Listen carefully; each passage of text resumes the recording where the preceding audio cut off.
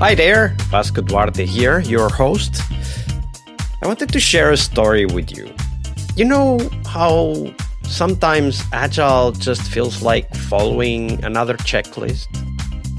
When processes and frameworks feel more important than what we are trying to achieve, and sometimes even like handcuffs.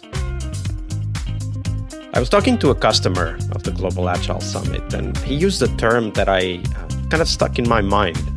He said, "I have agile fatigue."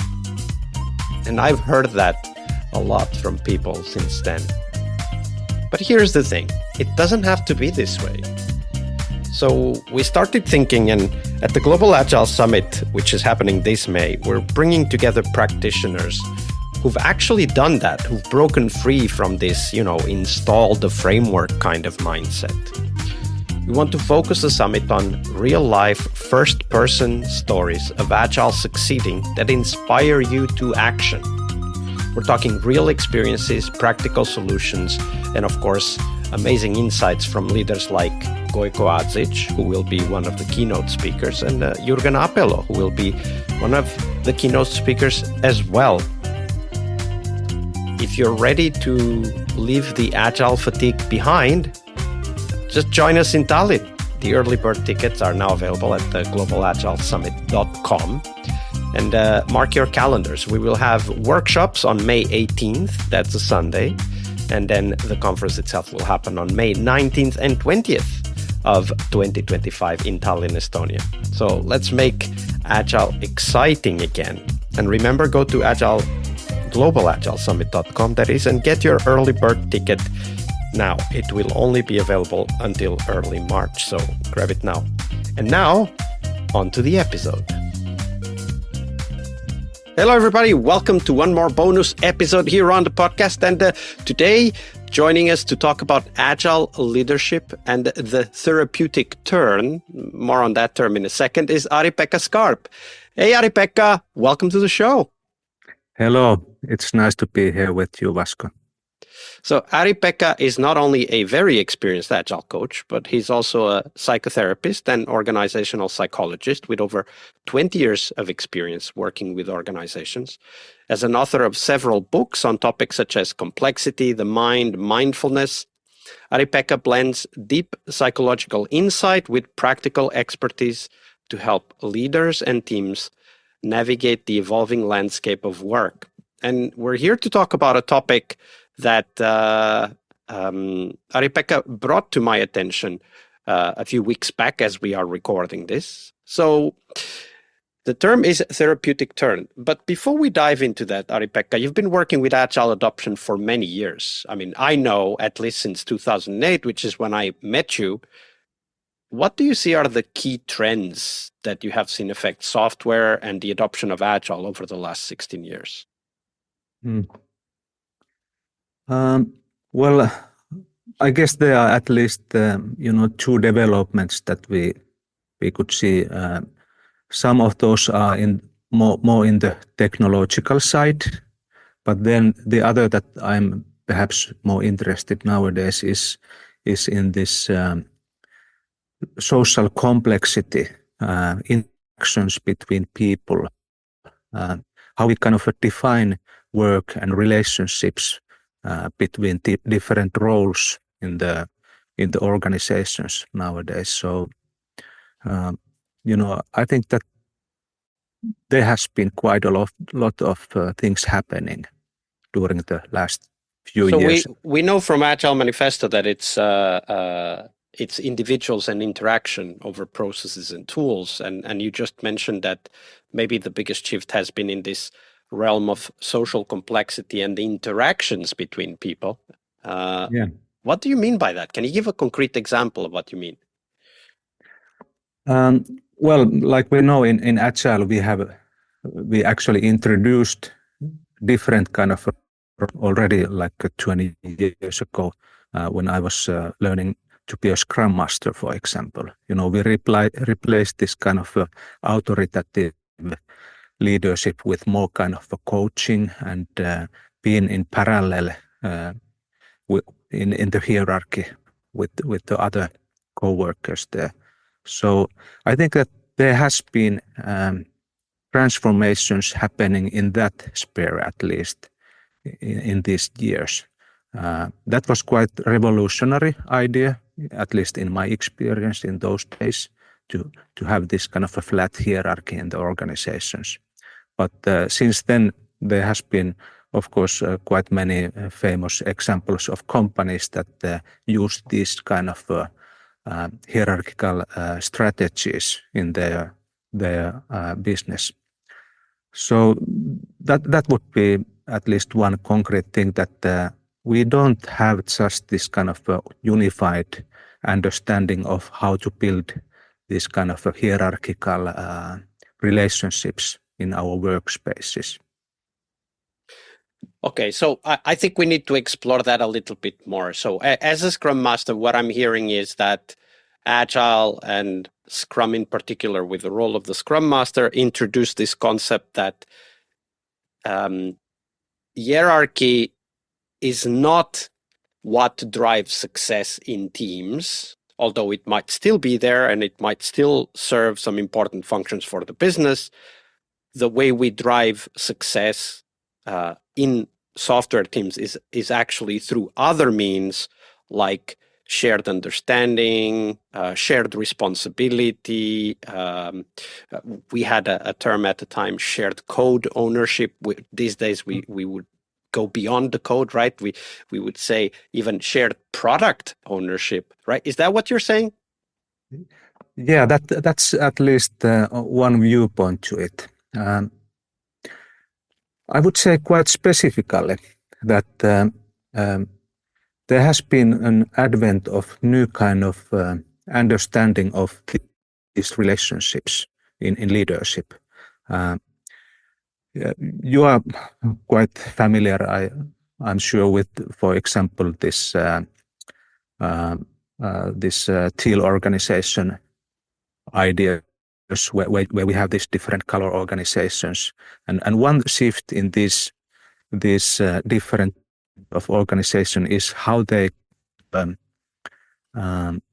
test these relations.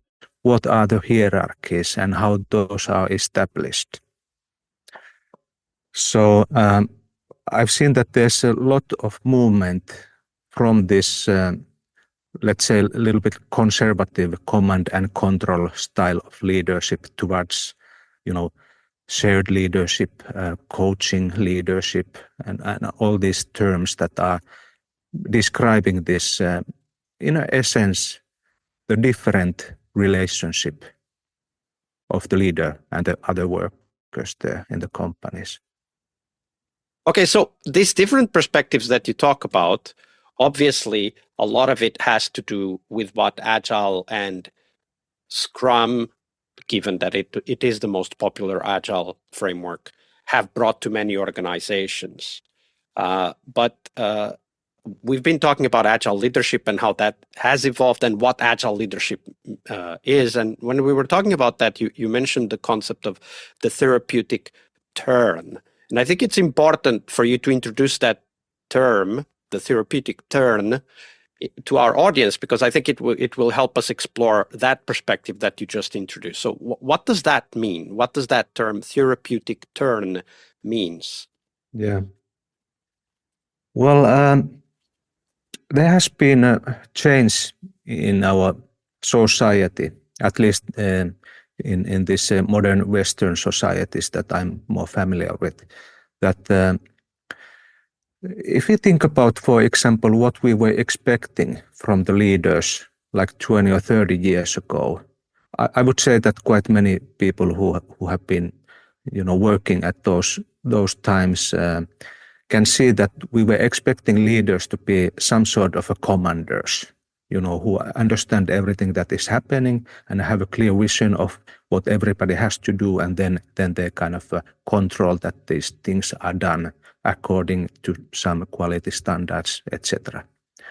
But if you think about the society nowadays, I can see that the expectation is shifted a lot towards this kind of understanding of leader as almost some sort of a therapist.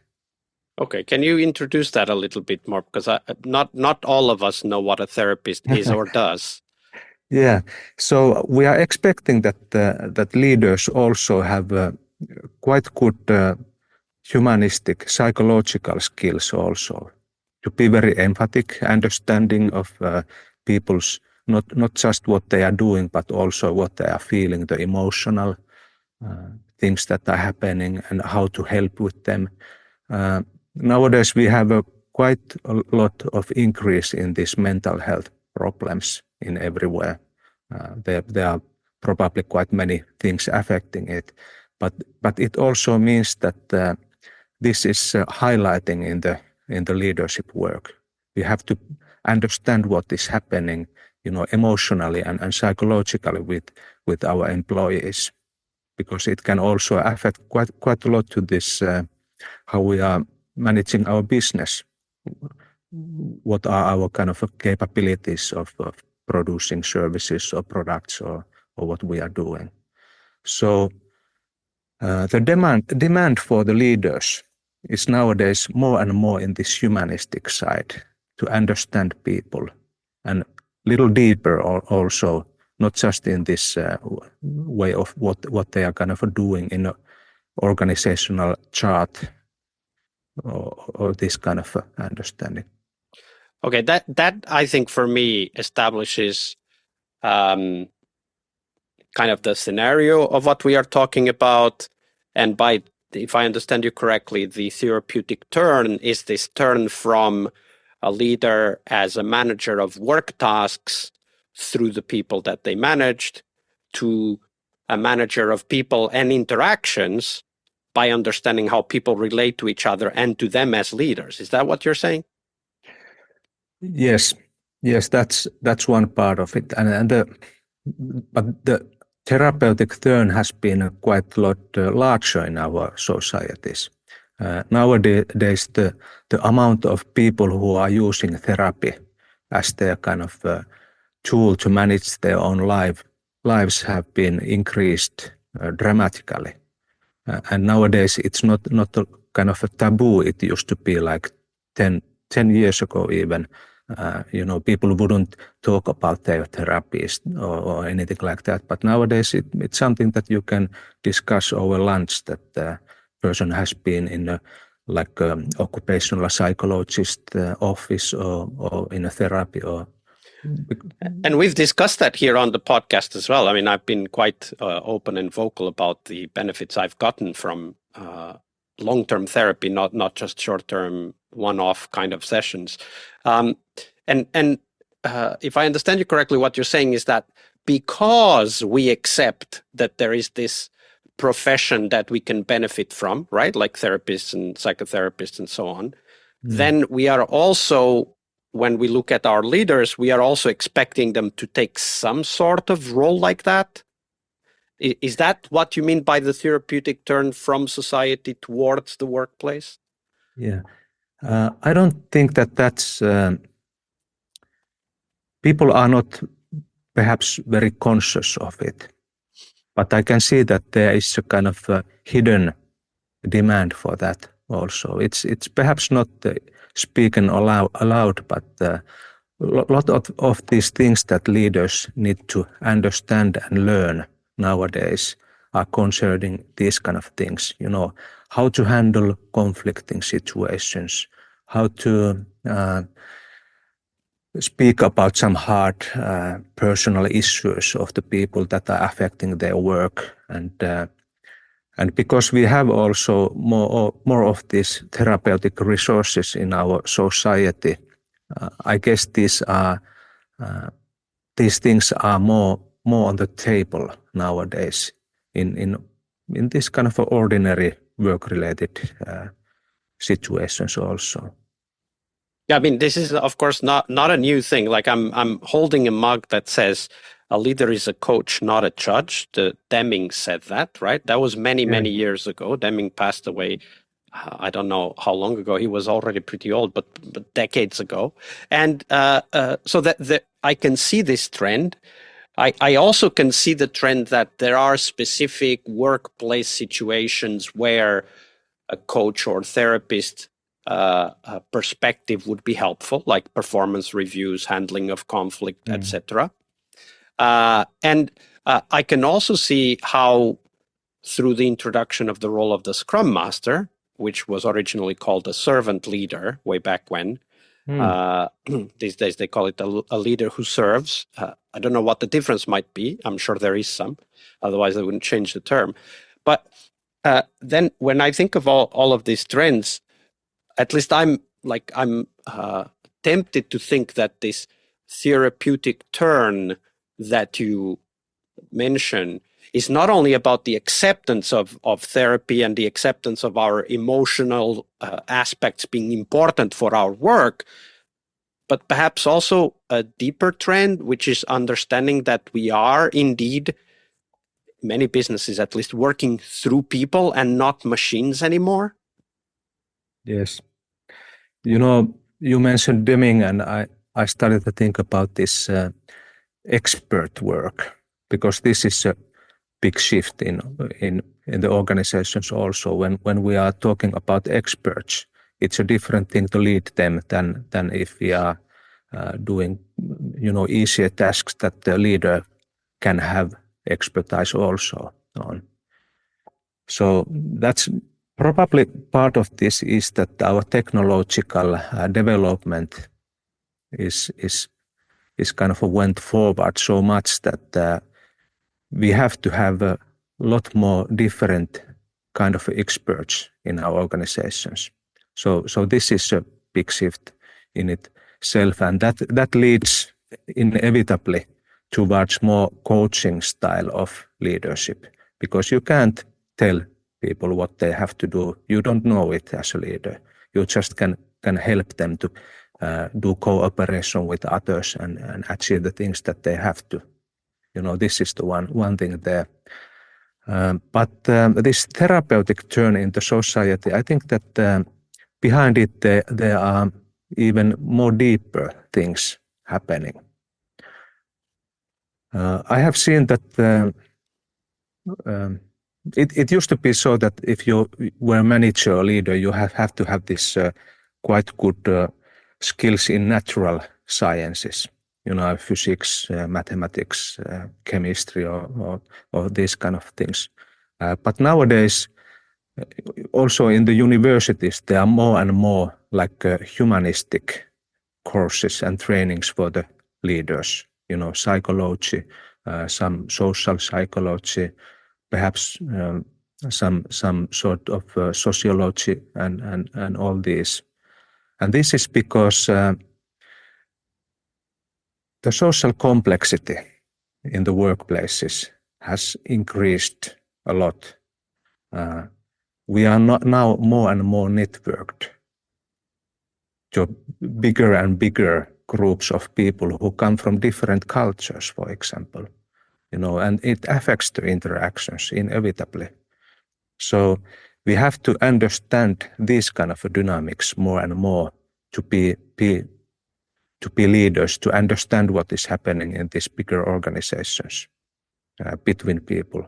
And also we have lots of groups working together. How do we help groups to cooperate? And when the diversity is so huge as it nowadays is, it means that we have to have deeper and deeper understanding of these basic elements of how people relate to each others, as individuals and as groups. And that is the reason I think that we have this demand for this humanistic training for the leaders in the organizations. Okay, so this is a good point. Okay, so we introduced the concept of social complexity. We are all networked, and there are patterns that emerge that cannot be predicted or controlled because they are natural aspects of people being networked. And there's this other concept, which is this more humanistic leadership. Right? Okay, so you talk about the need for more humanistic leadership, and I think we need to define that a little bit more. Like, can you give either an example or even talk about your own experience, how that has happened in your own work as a leader and as a coach within the organizations where you work? What does this more humanistic leadership look like in practice? Yeah, that's a good question. Great question. Well, of course, I've seen this a lot in my work as a occupational psychologist when I was helping many different kind of organizations where people have had issues in their work. Probably like work fatigue or these kind of things affecting how they are performing in their work, but also different kind of conflict situations between people that make the cooperation very hard because people can't, talk with each other. They, all these very hard dynamics that come from these kind of situations. So in order to solve those, it's not, enough to just, clarify people to what your role is in the organization. This is your role, these are your tasks, just do it, and this is your colleague, you have to have a cooperation, meet twice a day and, discuss things and all that. It doesn't work if you have a huge conflict, lots of emotions. You don't want to see that person at all, and all this. So how do you solve those? You have to have skills, people skills, humanistic skills to understand the dynamics, what is happening, what are my kind of tools to use in these kind of situations, how to help these people to solve those issues so that our team can work and achieve what they have to achieve. I'm not sure if we are now in the enough concrete level here, or what were you? I think that's a great example, right? And conflict does come up very often in the role of a Agile coach, Scrum master, or an engineering leader as one topic to focus on. And you introduced something that I think is important, which is that sometimes the conflict has developed so far that it is no longer about the essential aspects of the task at hand.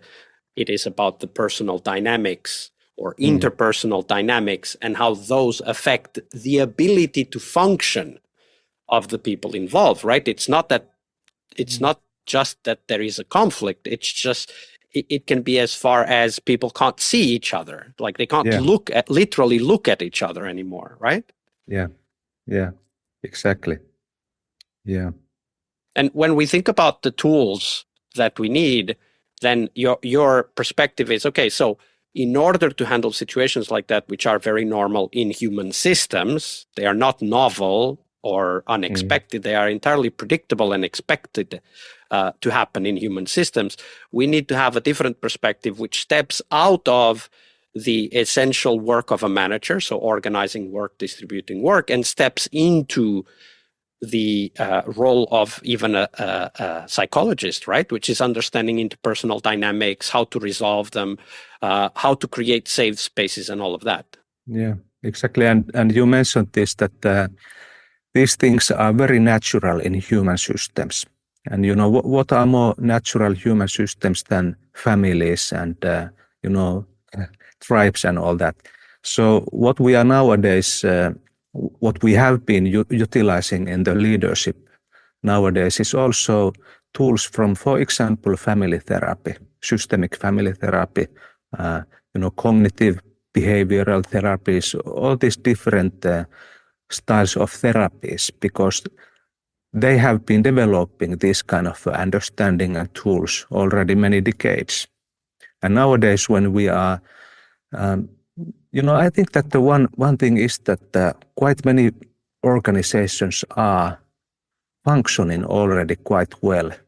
So in order to compete, you have to have a very well functioning organization, not just something that happens, automatically if you put people together, but you have to have people who are working and interacting better together than the average. So there's a lot of need for this kind of understanding, how to help these dynamics. And also these conflicts and all these sort of negative sounding things that are happening in these human groups, they are very natural and also many times very necessary also for these groups to develop. So as a leader, how can you understand what is happening there, how to help, how to provide something if you can't help yourself. These are basic skills in these kind of situations. This is a great topic for us to dive deeper from a slightly different lens. So I'm reminded of an episode we recorded with Martin Gonzalez called Bonfire Moment.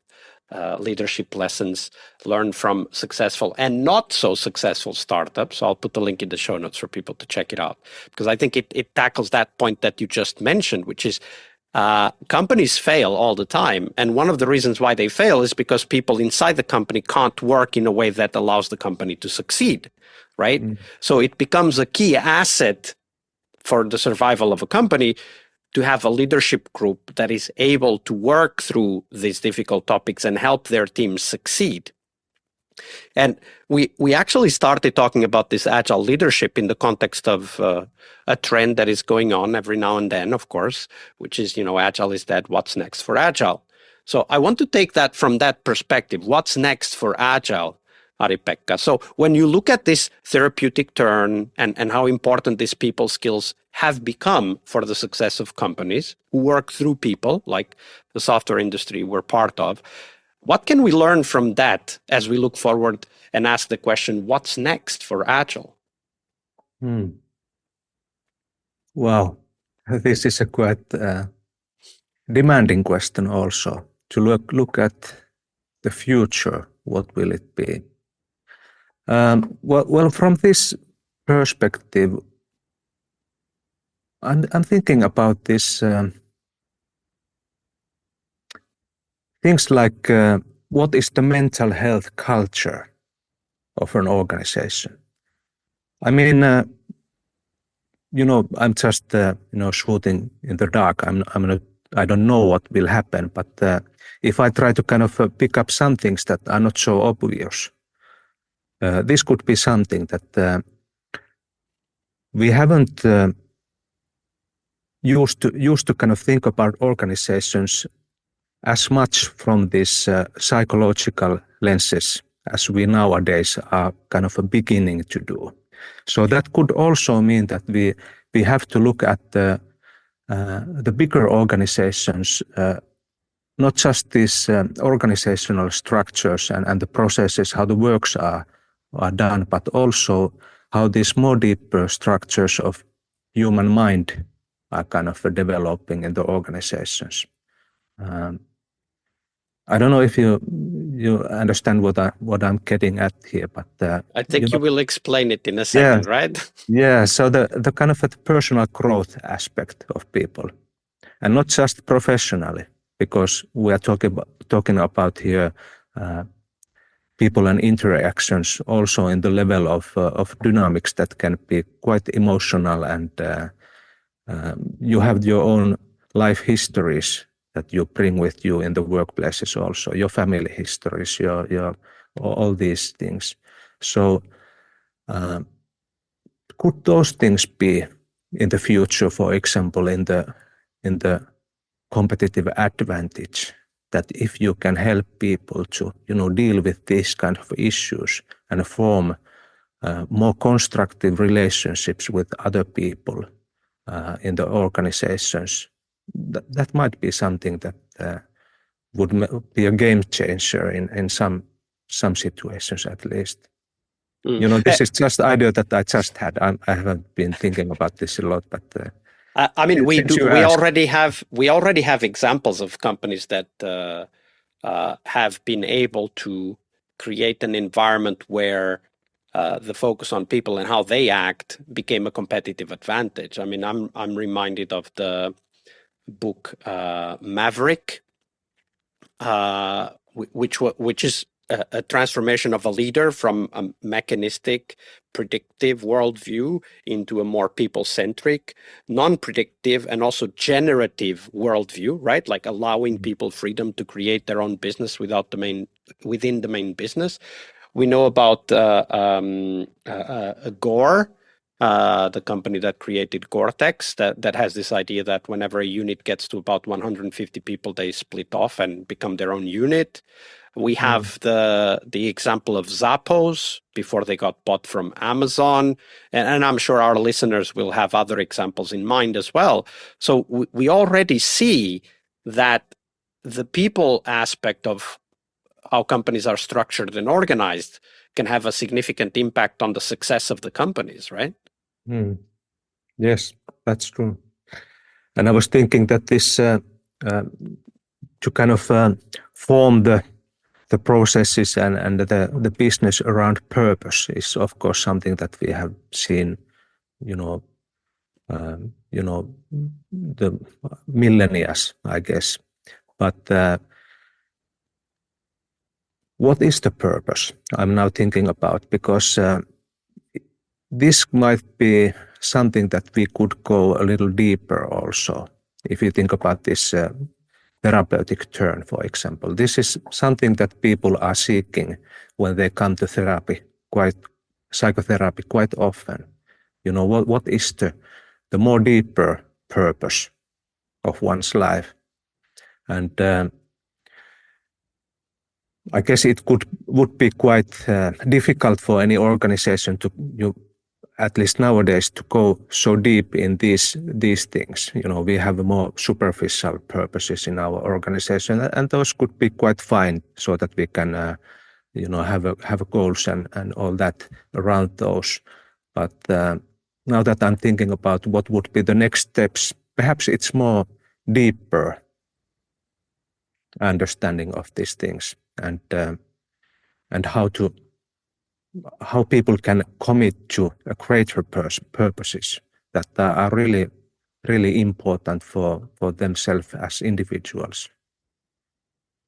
We've already talked about the change from mechanistic to a more humanistic view, the therapeutic shift, and also the understanding that the structures we are usually looking at in companies, like the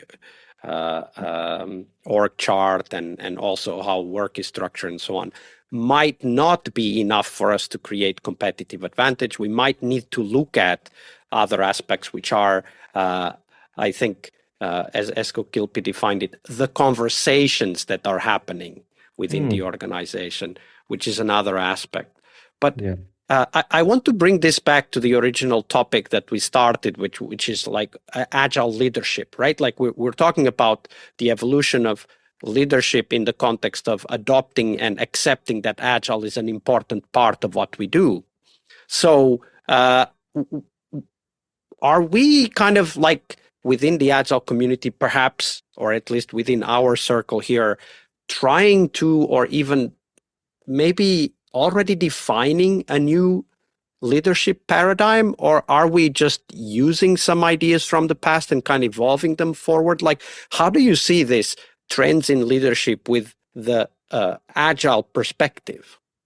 Yeah, like we started this conversation, I think that agile was actually in some ways pinpointing developments that were already happening there. It was kind of a protest wave to this more traditional view of organizations.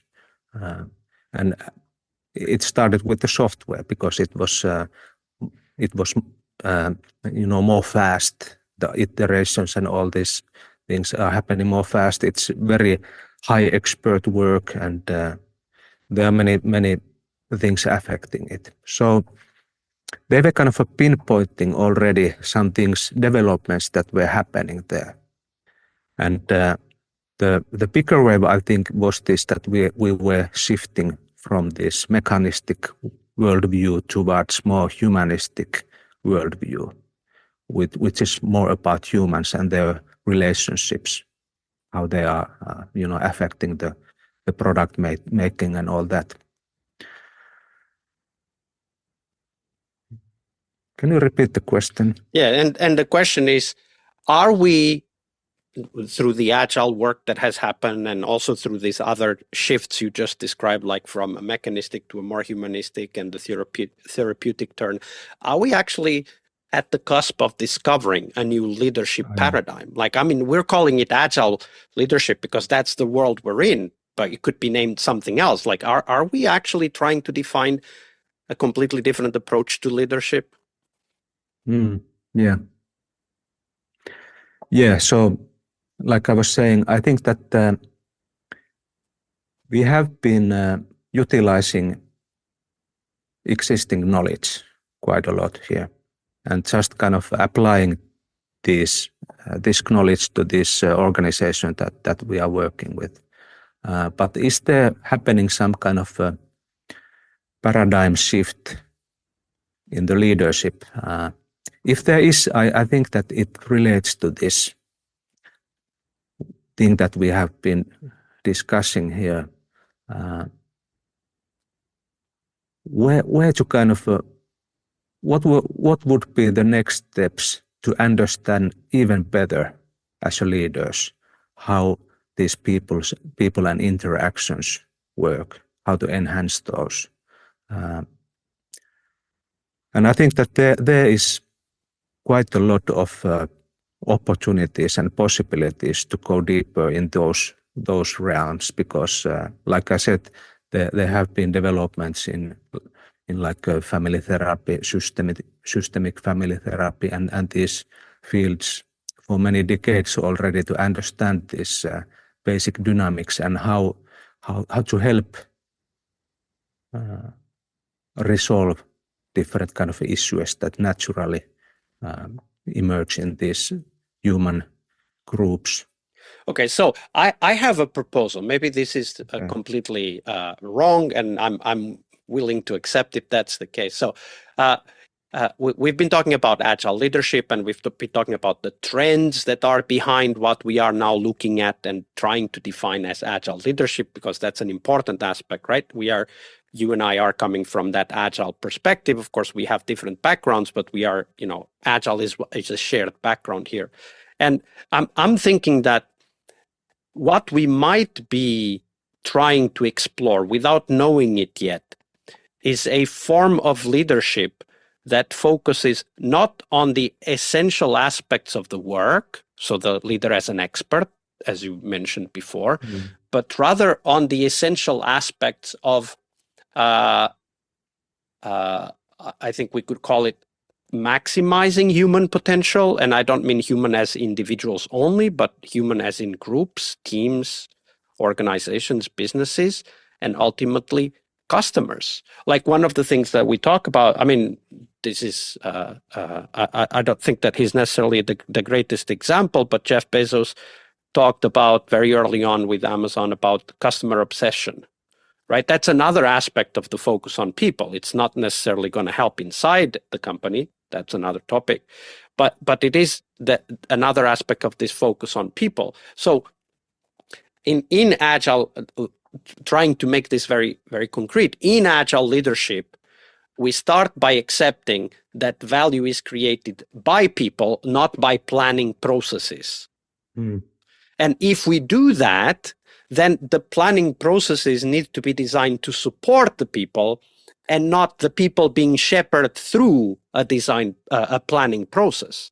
And I'm thinking, and I'm sure you have seen that many times. For example, in the annual planning processes that many companies go through, people are kind of shrunk into the process.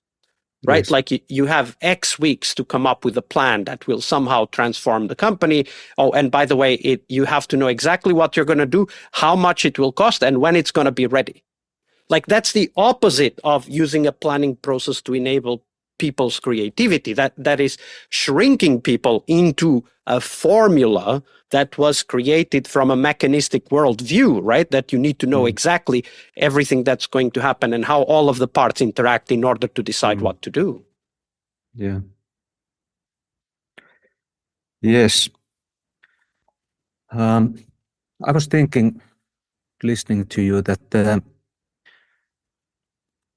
things that we are struggling the most nowadays, and perhaps even earlier also, is the cooperation with people, between people. And the things that we use to try to solve these issues, they are usually some kind of a control mechanisms. how to align people towards some predefined goal or something like that. And we have lots of different tools that we can use in this. But perhaps the thing that is missed quite often is that we are in a really complex situations quite often. And we are trying to use these tools of alignment that are kind of designed to more simple environments. And then we are kind of trying to understand how to use these tools to have this alignment or more control, because this is the only thing that we can see could help us to, achieve more and faster and be more efficient. But what you were bringing on here is this different look. What if we don't look at these things as a kind of a group of individuals, but more kind of social processes that are forming things like individuals, forming things like purposes. That could be one key change in our perspective. So I am a very big fan of Esko Kilpi, as you know, and the work that he did before he passed away. May he rest in peace. And one of the things that he was very often talking about is this work happening in interactions, or value being created in interactions, right? And then he uses this concept of the conversation, which is kind of this long-term interaction format that drives the creation of knowledge and also eventually the creation of value in organizations. And you just use the term social process, which I think a conversation within an organization is a social process as well, right? Like, for example, we start talking about strategy, whatever that is, in, say, I don't know, October, and then we end up defining a strategy for the next year, say, in November. Like that is not just the whatever 3 or 4 meetings that happened about strategy. That is a lot of conversations that happen, implicit, email discussions, corridor encounters that ultimately lead to what is then being defined as a strategy for the company, right? And I really like the idea of a social process, because it might give us the perspective we need to start creating different leadership tools, right? Like I was talking about the planning process as one example, but there are others, right? Like one of the things that we need in organizations is creative experimentation, right? Because we don't know what value is until we actually see it happening. We need somehow an approach that allows us to be creative, that allows us to experiment with ideas and then gain the knowledge and then iterate again, right? That would be, I think, an agile characteristic for leadership. And creative experimentation requires clear boundaries and requires a lot of management effort, but not in a linear planning fashion. So maybe that is one key difference of what we are now calling agile leadership, is that, and I think Jürgen Appello called it the gardener metaphor in his Management 3.0 book, right? That we look at the organization as a set of opportunities and options that we have to somehow grow or foster, rather than, and I know that this is a limited metaphor, of course, rather than from the perspective of organizing, controlling, which is the other perspective you talked about. Yes,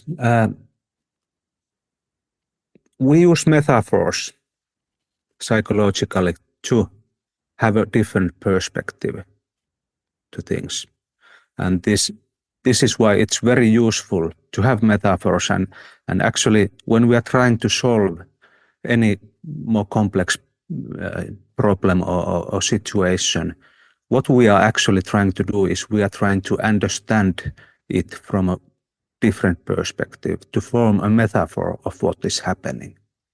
And when we do this metaphor, if we are able to kind of form some metaphor that is very fitting in that situation, that is when the situation starts to kind of start solving. So I like this idea of conversations as a social processes. I think that the conversations are something where we can somehow grasp the social process. It becomes visible. So if I would be a gardener as an agile leader, my plants would be these conversations. It would not be the people or groups or teams. I wouldn't garden those. I would garden the conversations. There's a beautiful rose, blossoming there. And that totally changes the perspective of leadership, right? Because now you need to be aware of those conversations and you need to have the tools to help the conversation grow and somehow at some point also crystallize into something. Yes, exactly. Because they are essentially living things, the conversations. They are not fixed. And this is the thing that we often kind of go wrong, because we try to reify things, to fix them. And we know how they are because they are fixed and they doesn't change. But the conversations, they are ever evolving, living things. This just made me want to invite David Marquet back on the show and get the three of us to talk about conversation, because he always talks about language. And language is, of course, the tool we use for conversation. So I think that would be a great get together. All right, Ari-Pekka, we're getting close to the end. But before we go, what is one resource? Could be a book, a blog, a video, whatever that you would recommend for people who want to dive deeper into these different ideas and, of course, agile leadership. Well, the last topic that we were discussing, this like conversations, I really like this Ralph D. Stacey's books. For example, what was the book called? This, let me check. And he goes to his shelf. So this complexity and group processes. And I think that he was quite spot on defining these ways of understanding social processes emerging in the organization, and actually seeing organization as a social process emerging there. So that would be one of my favorite resources. And if you want to, study a little bit of my thinking about these things, I have some books also, unfortunately only in Finnish, but Mielen Laboratorio and also Mindfulness, Mielen Selkeys ja Myötätunto, which is only available nowadays as an audiobook because it's sold out as a paper version. And we'll put the link to all of those and also to Ari-Pekka's famous blog in English, Fractal Sauna. A lot of history of Agile is in that blog, so you may want to check it out if you're interested in these topics. And where else can people find you and the work that you're doing, Ape? Well, I have also a podcast, Mielen Laboratorio. It has both Finnish and English episodes, so if you are interested in this different topics concerning human mind, that could be interesting thing to check out also. Absolutely, and we'll put the link to all of those in the show notes. Ape, thank you very much for being with us and sharing all that wisdom with us. Thank you, Vasco, and your questions were really difficult, so it was nice to be challenged here also. Thank you.